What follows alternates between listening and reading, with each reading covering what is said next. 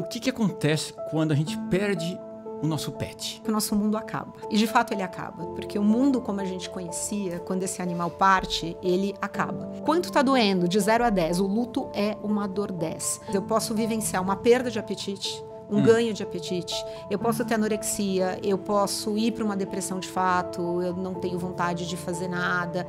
A gente tem todas as fases desse luto, mas num primeiro momento, para você ter uma ideia, quando eu sei que o meu animal morreu, eu entro em choque. Cristina De Fiore, mestre em Reiki, comunicadora intuitiva com animais e aconselhadora do programa de Luto Pet. Hoje falamos sobre como lidar com a dor da perda de um pet, os sintomas físicos e emocionais que acompanham o luto e como transformar essa dor em amor e reconexão com quem partiu. O luto ele tem algumas fases. Aquilo que a gente fala é o primeiro choque, depois é a negação. Isso é mentira, isso não pode estar acontecendo comigo. Depois eu posso ir para a raiva. Aí depois eu posso ir para uma fase de barganha, que eu posso pensar que se eu tivesse feito alguma coisa diferente, o resultado tinha sido diferente, até que eu vou para a aceitação. Mas a culpa é algo muito complicado, porque a culpa, ela paralisa a gente. Eu fico num processo mental pensando no famoso e se? E se eu tivesse feito diferente? E se eu não tivesse feito o que eu fiz? E se eu tivesse feito o que eu não fiz? Mas o luto é dor. E quanto mais a gente combater essa dor, mais...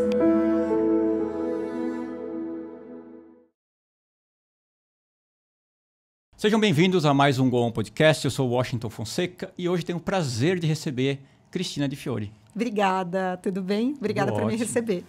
É uma gratidão enorme. Apesar do assunto ser um assunto bem desafiador, né? Bem difícil, né? É difícil, porque aqui a gente está falando de luto, a gente está falando de morte, que é um assunto que a gente não quer pensar, a gente não quer lidar. Mas o importante é saber como atravessar isso, como lidar com isso. Justamente, ainda mais quando a gente fala dos nossos pets, né? E aí, o que acontece quando a gente perde o nosso pet? Bom, no primeiro momento eu diria que o nosso mundo acaba. E de fato ele acaba, porque o mundo como a gente conhecia, quando esse animal parte, ele acaba. E independentemente se a gente está falando de um luto antecipatório, que a pessoa já vai se preparando quando o animal tem alguma questão, ou quando esse animal parte, vamos dizer, do nada, esse choque inicial marca para a gente uma ruptura de um mundo conhecido. Um luto, existem muitas definições para o luto, mas o luto, uma definição muito bacana, é uma resposta do nosso organismo a qualquer perda afetiva que a gente tenha. E isso pode ser uma relação de trabalho, pode ser uma relação, uma separação, um divórcio, alguma coisa assim, a partida de uma pessoa querida, seja um ser humano ou seja um pet. Então, aí começa a nossa experiência de luto, né? E esse luto, ele tem muitas dimensões. Às vezes a pessoa fala, nossa, não, mas é só isso. Não, não é. Acontece muita coisa com a gente. A gente tem uma dimensão biológica do que acontece com o meu corpo quando eu vivencio esse luto. A gente tem uma dimensão afetiva, emocional gigantesca. A gente tem uma dimensão familiar, porque os pets hoje em dia fazem parte da nossa família mesmo. E a gente tem uma dimensão espiritual. Isso vai muito de acordo com aquilo que eu acredito, do que acontece depois da morte, se esse animalzinho vai para algum lugar, ou se não, se eu acredito que eu vou reencontrar. Então, são muitas nuances que acontecem quando eu vivencio isso. Tá. É interessante, né? Porque quando a gente fala do biológico, né? O que estaria envolvido aqui? Seria uma sensação física de perda de força, sim, de tristeza, sim, né? Que envolve o emocional, porque é meio junto, né? É tudo junto, a gente não tem como separar, mas eu posso vivenciar uma perda de apetite, um ganho de apetite, eu posso ter anorexia, eu posso ir para uma depressão de fato, eu não tenho vontade de fazer nada. A gente tem todas as fases desse luto, mas num primeiro momento, para você ter uma ideia, quando eu sei que o meu animal morreu, eu entro em choque. Nossa. E o que acontece quando a gente entra em choque? O nosso organismo, de fato, isso é estudado, cientificamente explicado, ele entra naquele mecanismo de luta ou fuga. Então, o que acontece? O sangue sai daqui, sai do meu cérebro. Eu não consigo pensar. Porque tudo que o meu corpo quer fazer ou é dar no pé, ou ele está preparado para enfrentar uma ameaça. Mas pensar, raciocinar, eu não consigo. Não à toa, todo mundo que está escutando aqui, a gente que já passou por essa experiência, deve se relacionar com isso. Acontece como assim? O que eu faço agora? Eu não consigo sair do lugar. Então, o biológico, ele começa por aí, mas ele pode ter uma série de implicações durante esse processo de luto que eu estou vivenciando. E deve ser uma dor terrível, né? É uma dor 10. Quando é aquela dor que a gente chega no hospital e perguntam pra gente quanto está doendo, de 0 a 10. O luto é uma dor 10. É claro que tem um impacto da importância desse vínculo, do meu vínculo com o pet, se era, por exemplo, o pet do meu irmão ou se era meu, mas é uma dor dessa, é uma dor intensa, é uma dor intransferível e não tem como a gente passar por um luto a não ser olhando para essa dor. Não tem outro caminho para a gente passar por aí. E daria para definir essa questão daquele luto amordaçado? O luto com pet é um luto muito amordaçado. Por que a gente fala isso? Porque o luto amordaçado é quando é aquele luto que não é validado.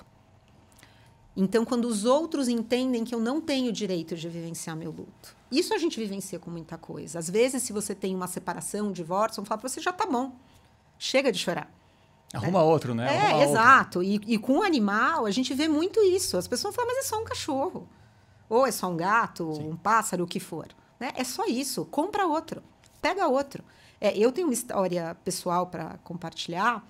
Eu tive um cachorro que ele teve um tumor, ele teve um melanoma. E eu estava tratando, já sabia que, vamos dizer, ele estava em cuidados paliativos, porque não tinha muito o que a gente fazer. E no meu trabalho, eu voltava várias vezes para casa para dar injeção para ele. E voltava para trabalhar. E um dia, o meu chefe falava assim, nossa, mas esse cachorro já te custou muito. Compra outro. Aí teve outro dia que ele falou, a injeção que você está dando é uma injeção letal? E eu tive que respirar fundo. Né? Quem tem aqui pet vai saber do que eu estou falando, porque tem aquela vontade que você tem de mandar a pessoa para qualquer outro lugar, que não seja um lugar muito bonito. Mas eu respirei fundo, eu pensei muito, e aí o que eu consegui trazer a atenção dele foi dizer, você ama suas filhas, não é? Amo. Então, eu também amo o meu. Eu falei, eu não espero que você entenda a minha relação com o meu cachorro, mas eu espero sim que você respeite. Porque eu falei, eu não estou deixando de trabalhar, estou fazendo tudo o que precisa, mas eu vou precisar me ausentar em alguns momentos. E ali, parece que eu consegui dar uma situada nele. Muito embora eu acho que ele não entendia exatamente. E tem essa dificuldade. Quem não tem animal, ou quem não se relaciona com o animal da maneira como a gente se relaciona, não vai entender. É claro que cada luto é muito individual, é muito único. Lógico. Mas quando a gente não se sente apta, não se sente validada a compartilhar o luto, é como se eu tivesse uma mordaça. E eu não pudesse chorar. E isso é muito ruim, porque quando a gente não pode vivenciar, essa dor vai aumentando.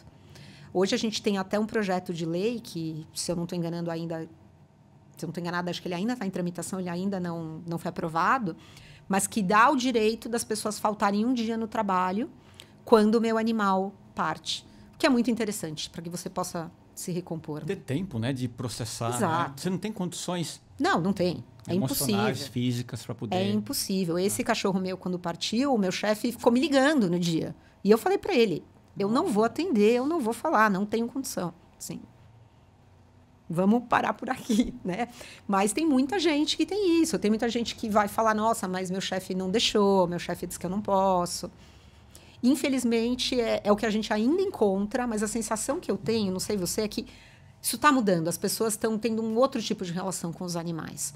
Então, de alguma maneira, a gente se sente um pouco mais validado para poder falar disso. Né? As próprias redes sociais, com pessoas que são famosas, compartilhando o luto. O Lewis Hamilton, agora o cachorrinho dele que morreu. Né? Eu vi também um jogador, eu acho que ele é um jogador inglês, se eu não estou enganada. No México, o cachorrinho dele sumiu. E ele foi dispensado do time porque ele faltou. Ele não está indo aos treinos porque ele está procurando o cachorro dele. Né? Então, acho que as pessoas, de alguma maneira, estão mais acostumadas, vamos dizer, com isso. E a gente tem que ter essa sensibilidade de respeitar o sentimento do outro, né? Com toda certeza. Porque é uma coisa que eu vivo dentro da minha realidade, da minha vida, mas se a gente não aceita o outro como o outro é, pô, o mundo vai ser muito chato, né? Pois é. E aquilo que a gente falou, né? Eu posso não entender, mas eu tenho que respeitar o que aquela outra pessoa está sentindo. Não é? De dor, exatamente, de perda, né? Exatamente. Tá. E a gente consegue, então, já que a gente está falando um pouco desse entendimento, desse luto, dessa partida, entender por que dói tanto?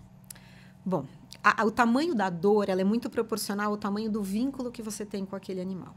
Ou, vamos dizer, se a gente for extrapolar para um luto qualquer. Né? Então, como a gente falou, seja uma relação amorosa, seja uma relação de emprego, aqui a gente está falando de luto pet. Mas então, o que acontece? Esses pets, como a gente falou, hoje em dia eles fazem parte da nossa família. Né? Que a gente fala do conceito de família multiespécie, que até é reconhecido juridicamente. Então, eu não tenho mais aquele cachorro que ficava no quintal.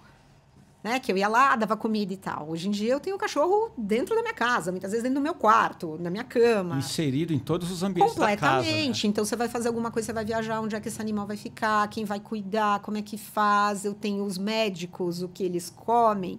Enfim, cada um vai ter sua maneira de se relacionar. Mas fato é que eles fazem parte da nossa família. Então, como membro da família, quando esse membro da família parte, é um membro da minha família que partiu. Então, é a dor igual, ou muitas pessoas, inclusive, falam que dói mais. Né? Por conta de um vínculo diferente. E o interessante a gente pensar é que quando alguém parte, isso vale para os animais ou vale para os seres humanos, eu vou reviver outros lutos. Então, muitas vezes, um luto que eu tenha que não foi muito trabalhado, não foi muito experienciado, ou que foi muito doloroso, de uma pessoa querida que partiu, eu vou reviver exatamente naquele momento. Tanto se você for perguntar para qualquer pessoa que está passando por isso, ela vai falar, puxa, assim, eu pensei no meu avô que partiu, eu pensei no meu pai, no meu tio, no meu irmão. Isso é muito comum de acontecer. Porque é como se fosse um gatilho, vamos colocar assim, que vai fazer você reviver aquele luto. Então, eu vou ter não só a dor que eu estou vivendo naquele momento, mas talvez venham outras dores. E aquilo naturalmente vai me fazer repensar uma série de relações. Mas essa dor, ela vai aumentando justamente por conta disso. E o vínculo com os nossos animais que a gente tem é, de fato, como a gente fala, tem gente que diz que não, mas a minha opinião é que a gente está falando de um amor incondicional. Tá.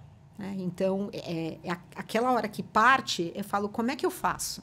Como é que eu lido com esse mundo, que foi aquilo que a gente falou no começo, Sim. que agora eu não conheço? Sim. Como é que essa experiência de desconhecido que eu vou fazer agora? É muita dor. Ainda que eu esteja vivendo luto antecipatório, que eu estou sabendo que em algum momento aquele animal vai partir, eu tenho uma rotina que eu estou fazendo de atividades. E, de repente, aquilo não tem mais. Como é que eu vou fazer para preencher esse tempo que tem? Como é que eu vou lidar com tudo aquilo que eu estou sentindo? Então, como a gente falou, é uma dor 10. É intensa, é única, cada luto é único. Se você tiver 2 animaizinhos que são irmãos e que partirem, um é um e outro é outro. Viu? Você sabe do que eu tô falando. Não é igual. Não é? Então, assim, cada um tem uma experiência, cada um tem um vínculo, cada um te traz aprendizados diferentes ou memórias, você tem ressonância com eles de maneira diferente. Então, cada um deles vai ser feito de uma maneira, mas o que a gente pode dizer é que é uma dor maior que o mundo na hora que acontece. Você me falou aqui dessa questão da família multiespécie, né? Uhum. Dá para notar muito isso, porque a gente vê que tem gente que mora com pet só. Sim. Muitas vezes não tem, os pais já faleceram ou moram em outro estado, a pessoa mora sozinha, ela muda de cidade e aí a família que ela começa a montar ali, que ela tem uma confiança, é um pet que ela tem. É um gatinho, é um cachorrinho, é uma calopsita, é um vínculo de afeto. É um vínculo ali. E esse vínculo, muitas vezes, eu acho não muitas vezes, mas na maioria das vezes está ligado a uma grande transformação da pessoa. Com toda certeza. A gente não é o mesmo depois de conviver com o animal. Eu tenho uma história muito bacana para compartilhar, porque assim, eu sempre quis animais, a vida inteira. Fiz 1 ano de veterinária, mas eu pedia para o meu pai que eu queria um cachorro, pedia para os meus pais, e a minha mãe de jeito nenhum. Meu pai até queria, mas minha mãe não queria. Aí, o que aconteceu? Quando eu entrei na faculdade, meu pai falou, entra na faculdade que eu te dou um cachorro. Eu entrei na faculdade, fiquei mais contente que eu ia ter o cachorro do que eu tinha entrado na faculdade. E trouxe, era uma cachorrinha para casa. E aí, a minha mãe olhava, assim, de canto de olho, falando assim, nossa, essa que é a sua cachorra? Que coisa, mas assim, não quero interagir muito com ela. E eu falava, bom, tá bom. Eu sei que depois de uma semana, eu tive que ter umas aulas fora de São Paulo. E aí, quando eu liguei para casa, minha mãe falou que ela queria o meu pai queria dar minha cachorra porque ela era um bebê, ela tinha destruído o óculos do meu pai. Ah, meu Deus. E eu fiquei desesperada. Eu falei, não, pelo amor de Deus, eu tô voltando para São Paulo agora. E aí ela falou, não, fique tranquila, agora sua cachorra não sai mais. Então, a gente tá falando de uma pessoa que nem gostava tanto de animal e que em algumas semanas falou, não, agora ela não sai mais. E quantas vezes a gente se surpreende de pessoas que falam, eu não quero, ou meu pai não quer. Daqui a pouco você vai ver, seu pai tá com o gato ali em cima, brincando, fazendo, não é? As pessoas não têm como, porque eles trazem pra gente esse estado de presença muito grande. E, de fato, como a gente falou, esse amor incondicional. Não é? Por exemplo, no meu caso, eu fui adotado por 2 gatinhos, né? Você conhece muito bem, Sim. Os 2 figurinhas. E para mim marcou muito essa coisa do início do meu relacionamento com a Márcia. Porque quando eu fui na casa dela pela primeira vez, eu fui recebido por esses gatinhos.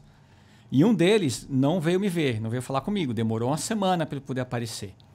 E aí quando ele aparece, ele cai no chão e põe a barriguinha para cima pedindo carinho. Né? Aquilo ali me marcou muito. Esse momento da minha vida de transição, de um novo começo, e relacionado com esse pet. Então, realmente tem uma coisa muito profunda. Então, quando ele vai embora, muitas memórias ali, né? Muitas, muitas. E eu acho que eles despertam na gente a nossa essência. Né? Eu falo que o vínculo é de coração com coração, não é de cérebro a cérebro. Então, você de fato sente que, puxa, como é que eu faço agora? E, na verdade, a ideia é a gente ressignificar esse vínculo.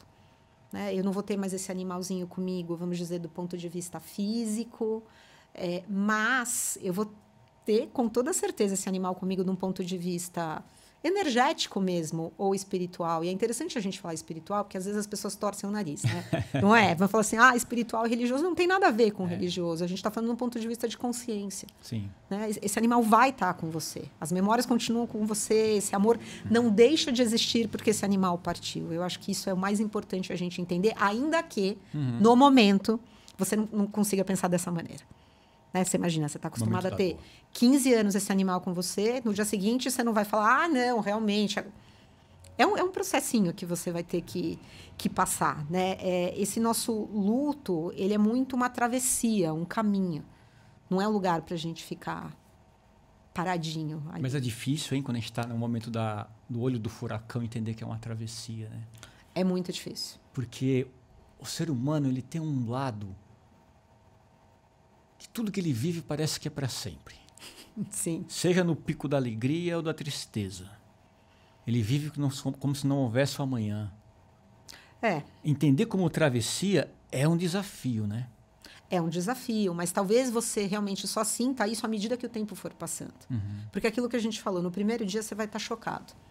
No primeiro dia eu não consigo pensar, eu não consigo raciocinar, eu não consigo fazer nada. À medida em que o tempo passa, você vai entrar em contato com essas emoções, com aquilo que está sentindo. E aquilo que a gente fala, você vive 1001 emoções, ou se não for mais, no mesmo dia, a todo momento. Né? Por que a gente fala muito que é uma travessia? Eu gosto muito de uma analogia da doutora Ana Cláudia Quintana Arantes, que é uma médica paliativista, que ela faz essa analogia do luto com uma travessia por uma caverna. Tá. Então, ela fala que a pessoa querida, vamos dizer que o pet, partiu, eu entro na caverna. Então, esse momento dessa partida é a minha entrada na caverna. Só que a entrada da caverna ruiu. Eu estou dentro da caverna. Então, eu vou ter que caminhar, eu vou ter que encontrar uma nova saída por ali. E como é que eu vou fazer isso? O caminho é meu, ninguém pode caminhar por mim, é meu. Só que à medida em que eu for ressignificando e entendendo que eu entrei pela dor, mas que o veículo que vai me fazer sair é o amor, quando eu chegar no final, eu mesma vou cavar, vou descobrir, no meio das pedras, uma saída dessa caverna. Então, a saída é o amor. E aquilo que a gente falou, no primeiro momento, vai ser muito difícil de eu entender. Porque eu só estou concentrada na minha dor. A gente falou, dor 10, tem uma dimensão biológica, tem uma dimensão emocional. Naquele exato momento, eu só consigo pensar que o meu amor foi embora. Porque é isso que a gente pensa. Mas à medida em que o tempo vai passando, e aí, claro, a gente tem algumas sugestões de como lidar com isso, eu vou conseguindo entender que aquele amor permanece. E eu vou dar seguimento para esse amor. Essa dor vai se transformando, né? Exatamente, exatamente. E aí eu vou conseguir sair dessa caverna. É por isso que a gente fala muito que essa travessia, o luto não é um lugar para a gente se demorar, para eu ficar ali. Então, eu tenho que sempre ter essa noção de caminhar. E muitas vezes as pessoas falam assim, nossa, mas eu estava ótima. Eu vou dar um exemplo para mim. Quando o Otto, meu cachorro, partiu, eu estava ótima. Deu 6 meses, eu chorei o dia inteirinho. 6 meses depois? 6 meses depois. Eu falava, não é possível de onde sai tanta água de dentro do meu organismo, eu vou desidratar. Porque eu juro por Deus, eu devo ter chorado umas 6 horas. Olha. De chorar. E eu falava, como assim? Porque eu estava ótima. né? Já fazia um tempo, eu estava muito bem. Como é que hoje... Você viveu o luto dele direitinho? Passou por todo o processo? Super vivi. E assim, foi muito bacana todo esse processo de ressignificar. Mas nesse dia, eu relembrei tudo. Olha. Mas isso por quê? Porque o luto tem um movimento pendular. Pendular. Então, tem horas que eu vou estar muito bem, daqui a pouco vem alguma coisa, eu caio. Ou, às vezes, os primeiros momentos. Então, eu costumava levar meu cachorro para viajar para um determinado lugar. Aí eu vou para esse lugar sem o meu cachorro. Memória afetiva. Ali vai ser difícil. Né? Os primeiros dias, os primeiros momentos, o primeiro Natal, o primeiro aniversário. Então, esses momentos vão ser difíceis para a gente, mas a gente vai se preparando. Mas tem muito desse movimento pendular. O bacana da gente entender que é pendular é que está caminhando. Eu estou saindo do lugar. Eu não estou estacionada naquela dor. Eu tenho muitas pessoas que me falam assim, nossa, mas 3 dias depois eu estava rindo. E eu falei, nossa, eu não posso rir. Eu falei, claro que pode rir. Né? É óbvio que pode rir. Por quê? Aí a gente tem toda uma outra história da culpa. Mas assim, se você está tendo esse outro sentimento, se você está vendo, é sinal que você está caminhando. É sinal que você não está estacionado. Então, isso é muito legal da gente entender. Né? O luto ele tem algumas fases, muitas pessoas com várias definições, mas uma muito básica é aquilo que a gente fala, é o primeiro choque. Depois é a negação. Eu vou dizer que nada está acontecendo. Vou falar, não, isso é mentira, isso não pode estar acontecendo comigo. Depois eu posso ir para a raiva, né? Eu vou ter raiva, eu posso ter raiva de Deus, eu posso ter raiva daquele pet que partiu, como é que você me deixou aqui, como é que eu fiquei sozinha. Eu posso ter raiva de profissionais que lidaram com aquele animal, um veterinário, enfim, alguma coisa assim. Aí depois eu posso ir para uma fase de barganha, que eu posso pensar que se eu tivesse feito alguma coisa diferente, o resultado tinha sido diferente, até que eu vou para a aceitação. Que é quando eu aprendo a conviver com aquilo ali que de alguma maneira me machuca. Qual desses sentimentos você acha que é o mais difícil de lidar? Olha, eu acho que é a culpa. A culpa? A culpa. A gente vive, como a gente falou, muita coisa. Né? A gente tem, muitas vezes, a tristeza, eu tenho a saudade, eu posso ter angústia, eu posso, de alguma maneira, me sentir arrependida. Eu vivo muita coisa. Ao mesmo tempo que eu tenho o meu amor infinito. Mas a culpa é algo muito complicado, porque a culpa, ela paralisa a gente. Eu fico num processo mental pensando no famoso e se. E se eu tivesse feito diferente? E se eu não tivesse feito o que eu fiz? E se eu tivesse feito o que eu não fiz? O resultado teria sido diferente. E a verdade é que o e se não existe. A gente faz o melhor que a gente pode com aquilo que a gente tem naquelas circunstâncias. Ainda que daqui a 3 anos você olhe para trás e fale, não foi o melhor. Naquele momento, aquilo foi o melhor que você podia ter feito. E algo interessante é que os animais não culpam a gente. Né? Os animais eles não têm esse conceito de culpa. Isso é algo nosso, isso é uma elaboração mental nossa. E que a gente fica. Então, é muito perigoso porque ela aprisiona.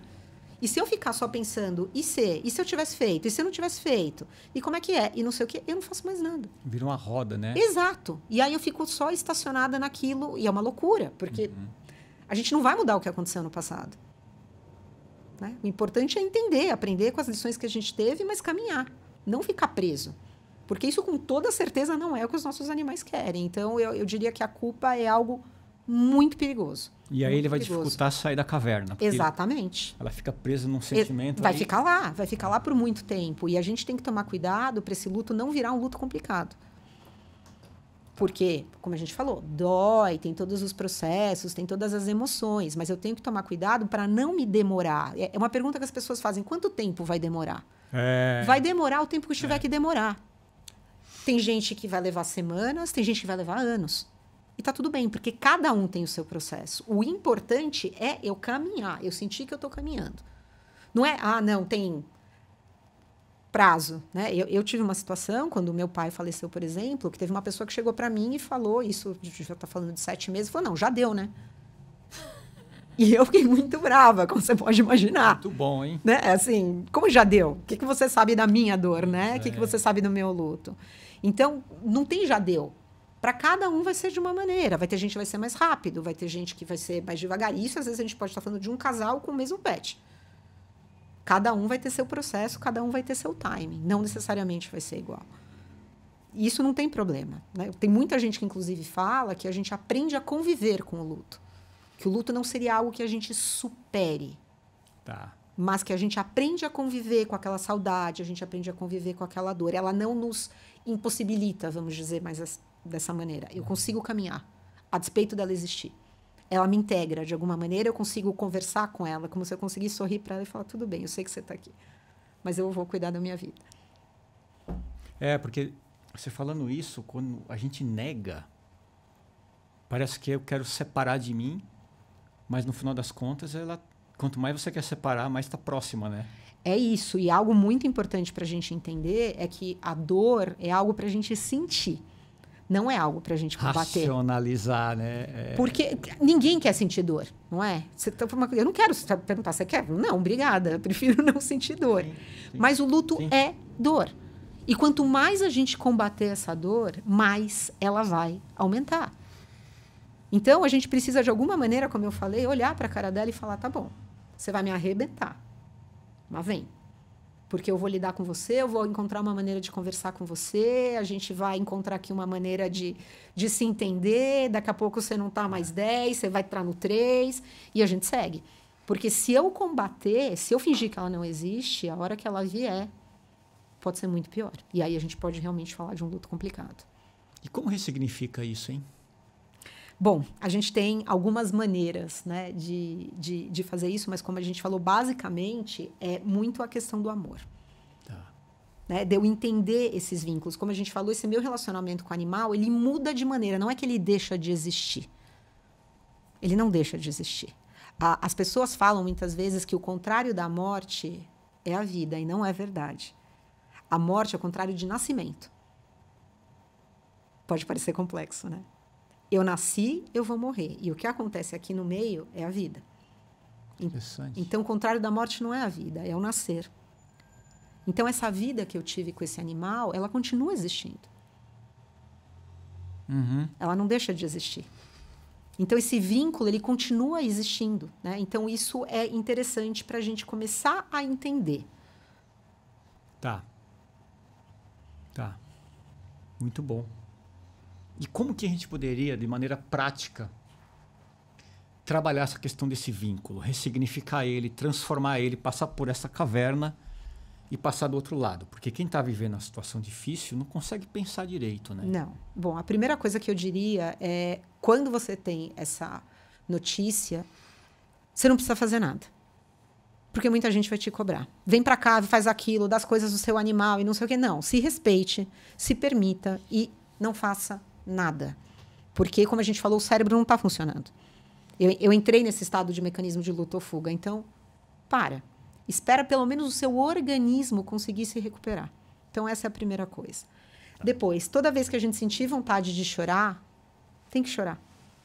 Né? A gente tem que chorar, a gente tem que pôr para fora. O choro, ele é restaurativo, ele é conservativo. Não à toa, quando a gente chora, a gente fala, estou um pouco me sentindo melhor, não é? Outra coisa, às vezes quando a gente chora, depois a gente dorme. Né? O nosso organismo fala, bom, agora recompôs um pouquinho, eu posso descansar, eu posso dormir. E a gente tira essa má água, né? Essa mágoa de dentro da gente. Então, chorar é muito importante. Aí a gente tem alguns outros recursos. Por exemplo, a gente tem a comunicação intuitiva, a gente tem o reiki, e a gente tem algumas outras dicas práticas também do que fazer. Então, por exemplo, eu posso escrever uma carta para o meu animal. Puxa, isso é legal, hein? Isso é bem bacana por 2 motivos, essencialmente. Primeiro, porque ao escrever uma carta para o meu animal, eu vou entrar em contato com tudo aquilo que eu estou sentindo. Muitas vezes, se você estiver vendo luta, eu te perguntar o que você está sentindo, você não vai saber me dizer. Você vai falar, não sei. Estou sentindo um monte de coisa.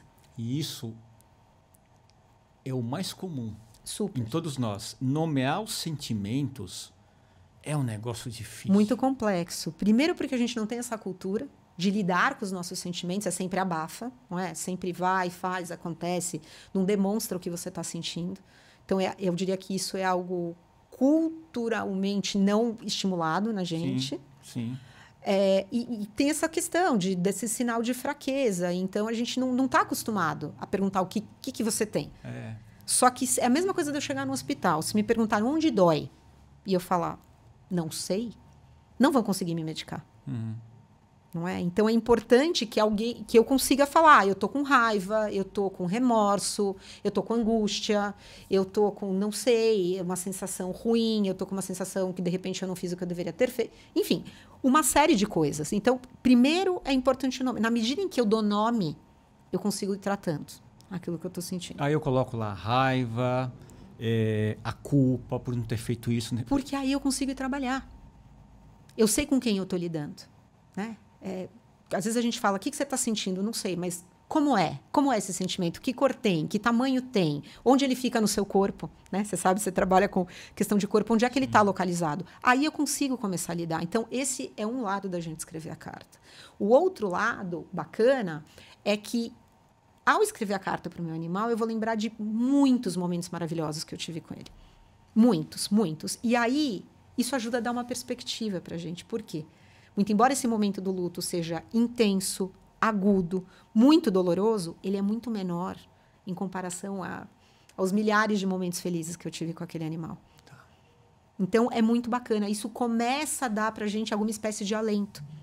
Eu começo a conseguir respirar e falar, nossa, realmente, é difícil, é o momento possivelmente mais difícil da nossa relação com os nossos animais, mas ele é menor em relação a tudo aquilo que eu vivi. Então, isso da carta é muito interessante. É interessante, porque você pode colocar tanto as dores, quanto lembrar de momentos... Exatamente. Eu queria perguntar para você, né, que você estava falando aqui, estava me vindo umas dúvidas aqui, com relação a essa questão da escrita da carta para o animal.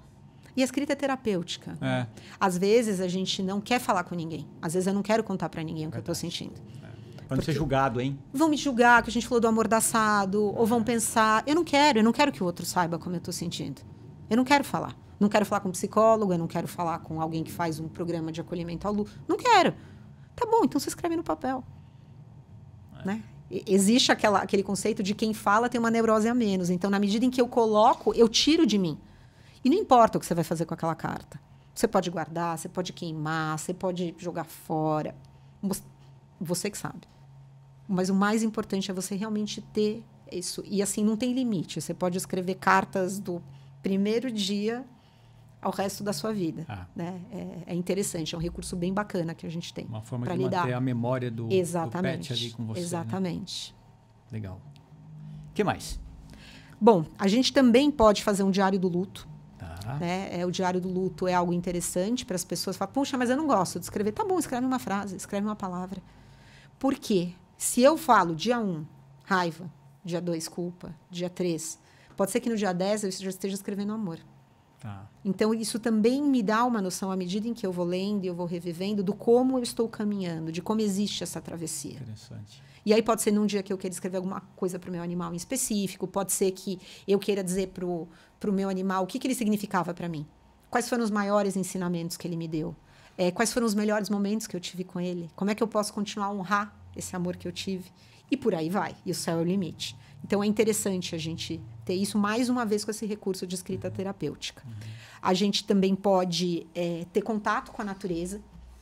Isso é bem bacana da gente fazer, porque os animais vivem na natureza, né? Não importa que a gente viva com eles dentro de casa. Então, ao ter contato com a natureza, eu posso ir num lugar que era importante para a gente. Né? Então, eu gostava de passear com o meu cachorro no Parque do Ibirapuera. Então, eu posso ir lá, porque lá eu vou lembrar dele. Naturalmente, vão vir memórias felizes. Pode ser que, num primeiro momento, venha alguma coisa mais dolorosa, mas pode vir alguma coisa muito bacana. Isso ajuda a fortalecer esse vínculo, né? A gente também pode, e algo muito importante, é ritualizar essa despedida com esse animal. Então, claro, cada um vai saber como faz, mas, por exemplo, se a gente optou por uma cremação, eu posso, por exemplo, deixar essas cinzas num lugar especial. Então, o Otto, por exemplo, o meu cachorro que partiu ano passado, ele era de Campos do Jordão.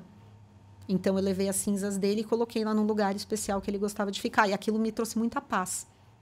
Até porque, quando a gente fala de ritualizar, o nosso cérebro, como tem essa questão da negação, eu falo, isso não aconteceu, é importante para o nosso cérebro entender, visualizar que aquilo aconteceu. Muitas vezes, quando eu não tenho acesso ao corpinho daquele animal, é mais difícil. E por isso que a gente fala, muitas vezes, até com as pessoas que não tiveram acesso ao corpo das pessoas que partiram, porque o nosso cérebro, de alguma maneira, tem mais dificuldade de entender que aquele serzinho partiu. Então, a questão do ritual é muito bacana. E como a gente falou, deixar isso na natureza pode ser interessante.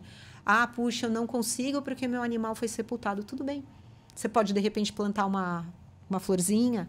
Você pode plantar uma árvore em homenagem a ele. Pode fazer ali onde ele foi sepultado, se você tiver acesso. Outra coisa bacana é a gente criar um lugar em casa. Eu tenho isso.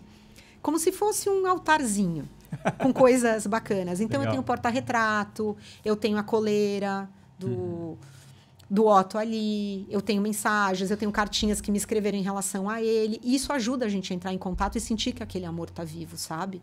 Então, tem vários recursos que a gente pode fazer. Uma outra coisa que a gente também pode fazer, dando seguimento a esse amor que a gente sente, é ou apadrinhar um animal num abrigo, ou eu posso ajudar nesse abrigo, de repente eu posso ir dar banho num cachorro, falar, eu não estou pronta ainda para trazer um animal de volta. Tá bom, mas de repente você pode ajudar. Você pode ir lá visitar, e essa ajuda pode ser desde ir lá ver os animais, ou ajudar de alguma maneira.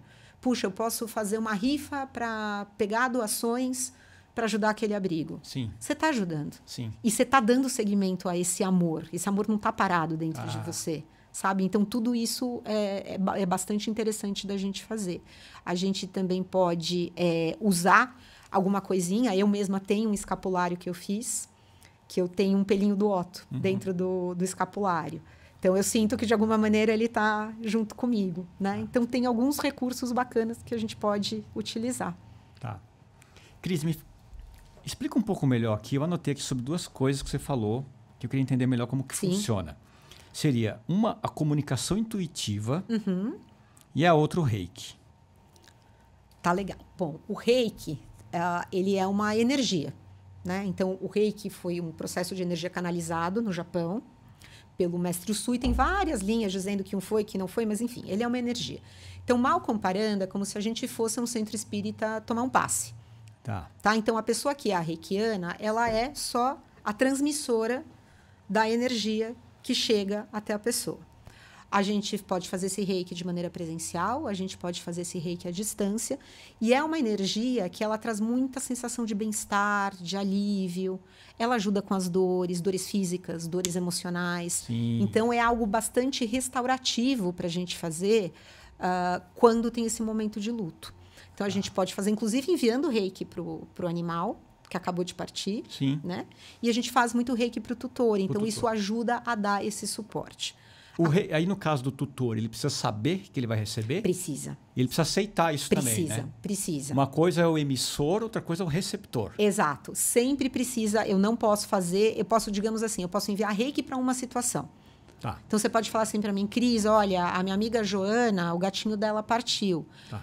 Eu posso enviar o reiki para aquela situação para ajudar, mas eu não posso enviar reiki direto para a Joana se a Joana não quiser ou não aceitar. Tá? E nem para o animalzinho dela. Porque é como se fosse mais ou menos criança com pais. Se os pais não autorizam, eu não posso fazer nada com as crianças. Tá? Tá.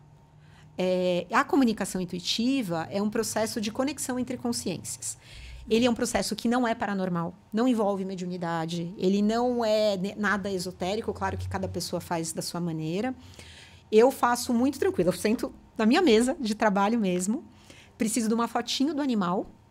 Então, só preciso de uma foto do animal, o nominho dele, a autorização do tutor, obviamente, e o que esse tutor quer saber, quer perguntar, quer dizer. Então, eu fecho os olhos, trago a imagem do animal na minha frente e me abro. Então, é algo muito mental.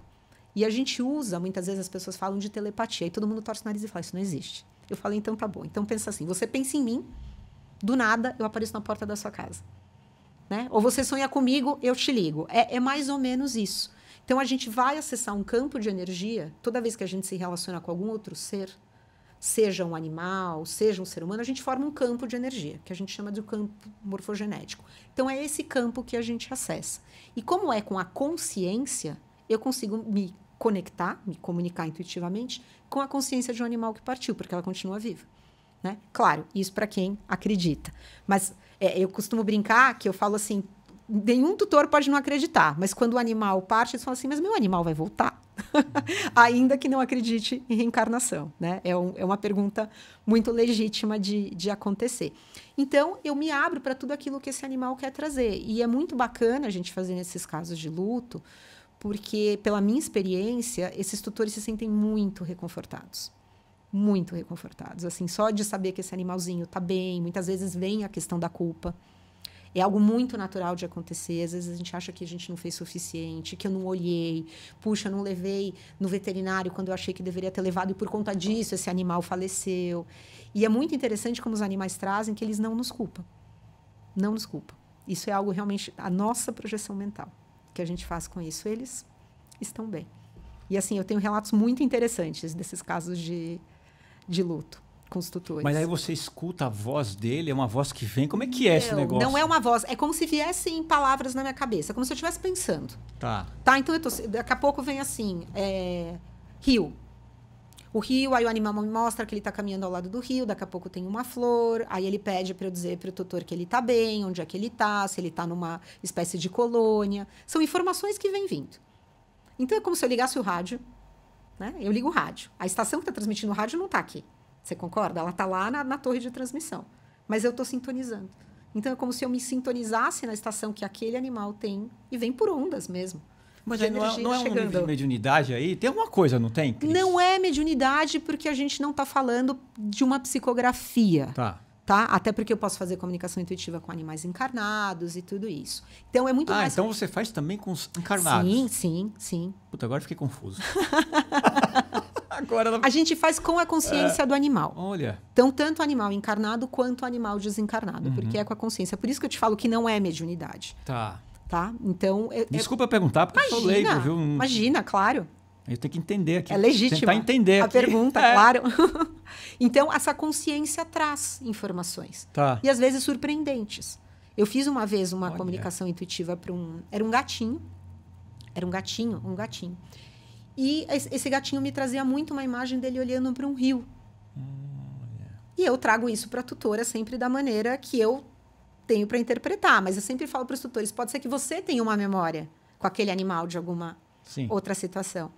E ela depois me falou chorando que uma das perguntas que ela não tinha pedido para eu fazer a ele, mas que ela tinha, era onde ela deixaria as cinzas dele. Se era num rio determinado que eles tinham uma memória, ou se era num determinado parque.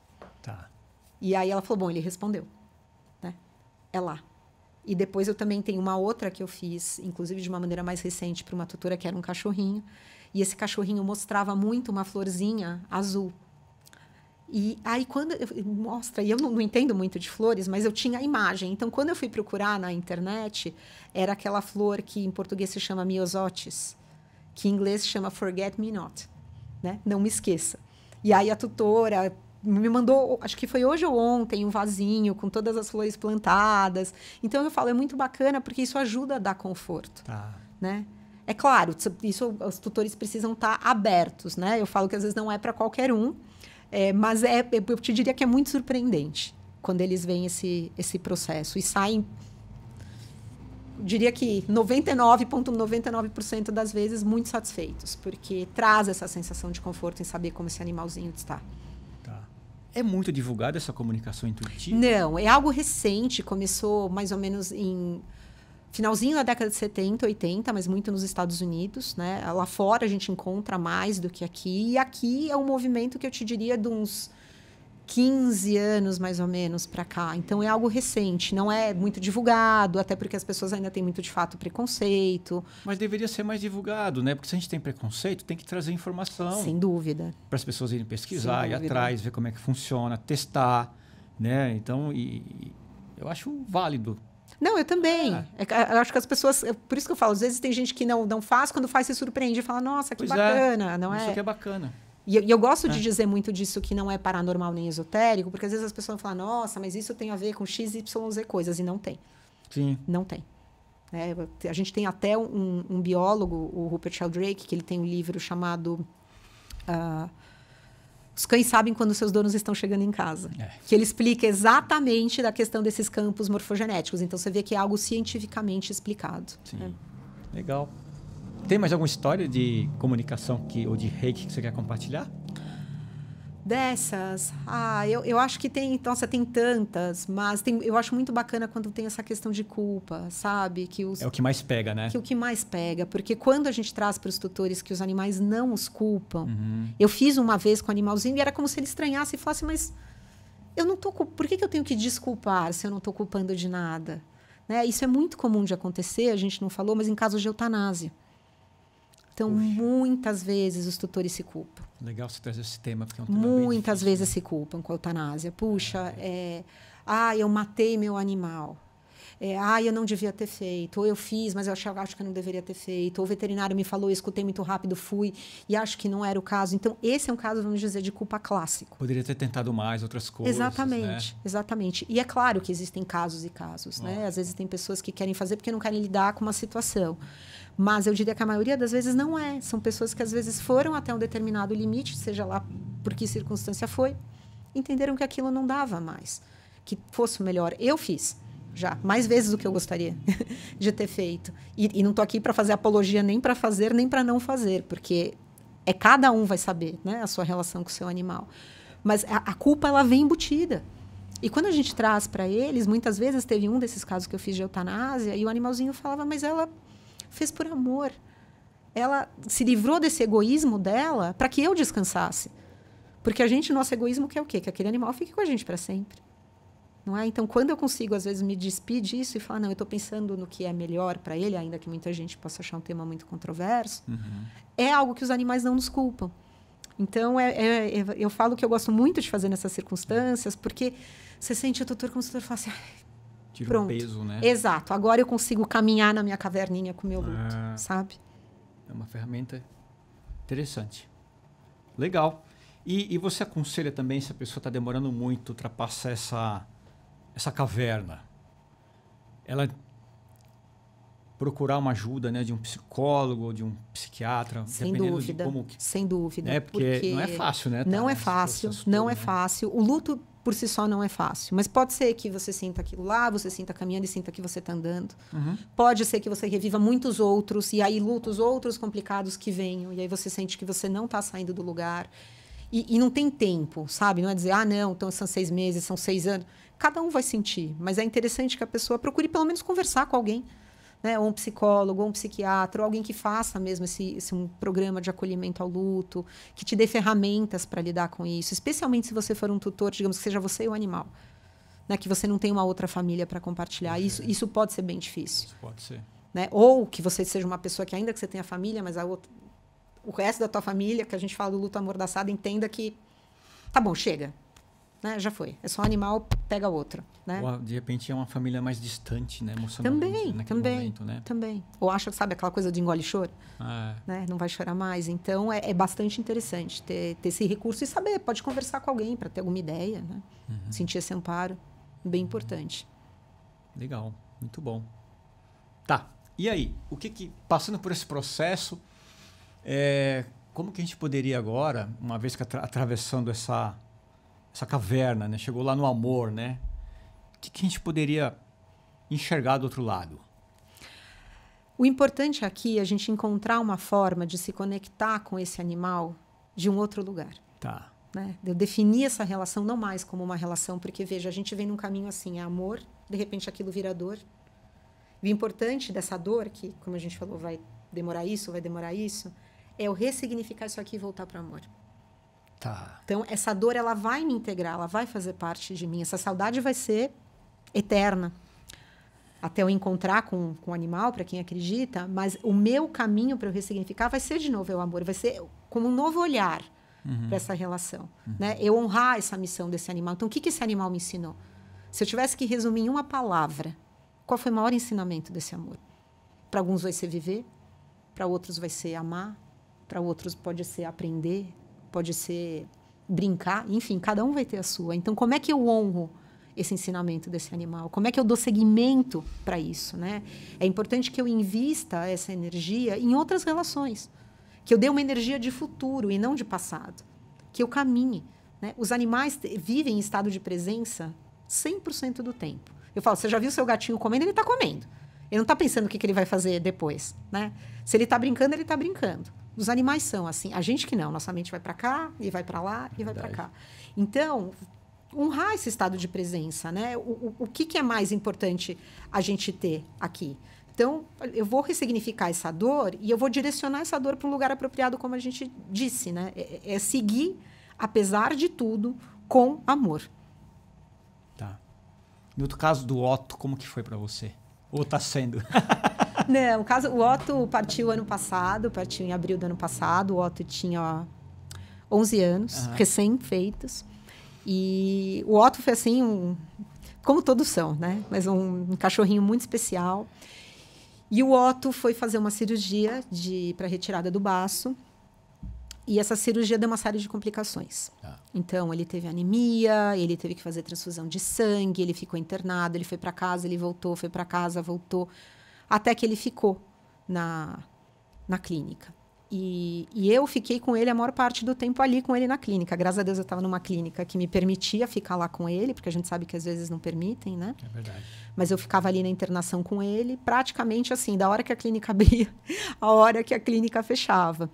E o que eu achava interessante foi nesses momentos é que eu conversava muito com ele, sabe? Eu me conectava, eu fui lembrando dos bons momentos, e eu tive uma sensação de muita paz enquanto eu estava ali com ele, sabe? De falar, puxa, eu estou fazendo tudo o que eu posso, tá ao meu alcance, até que realmente chegou um momento em que ele foi piorando muito e a gente teve que tomar a opção pela eutanásia, que não foi fácil, mas de alguma maneira eu acho que como eu tive aquele tempo com ele, sabe, me conectando com ele pelo amor ali do lado dele e não com peso, sabe? E muito embora eu soubesse que estava difícil para mim, com certeza para ele do ponto de vista físico também não estava fácil, mas a conexão com ele foi outra. Então ali desse lugar de amor, de paz, quando ele partiu, até no primeiro dia que eu me surpreendi, porque eu acho que de alguma maneira também eu já estava chorando antes, sabe? Então, como se eu estivesse me preparando para aquele momento. Então, quando aconteceu, claro, nos dias depois eu fiquei um caco. Mas quando ali aconteceu, eu não estava tão mal. Sabe? Para mim foi de alguma forma como se eu tivesse liberado. Então, essa sensação de liberação, né, que a gente fala, a gente morre aqui, mas nasce lá, né? Vou nascer no outro plano. Sim. Foi um pouco mais tranquilo. E depois eu pedi para uma amiga fazer a comunicação intuitiva, eu não faço com os meus animais. E aí, depois de um tempinho, e aí, assim, também foi muito reconfortante saber que ele estava bem. Então, ter esses ensinamentos e saber como lidar, né? Eu escrevi cartas para ele, eu fiz o diário do luto, tudo aquilo. Eu coloquei as cinzas dele em campos, eu tenho esse altarzinho na minha casa. Então, eu sinto que meu vínculo com ele não terminou. Meu vínculo continua vivo, só está de um outro lugar, né?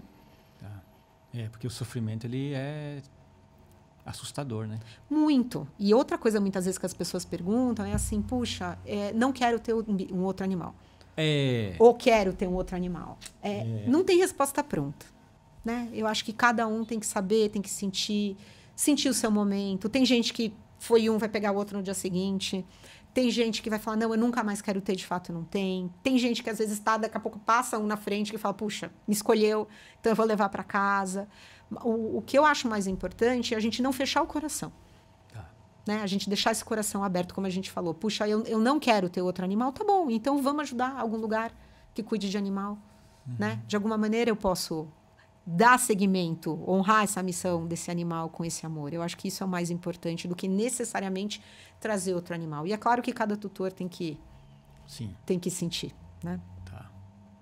Cris, se você tivesse que deixar alguma informação, alguma mensagem para quem acabou de perder seu pet, o que você falaria para ela agora?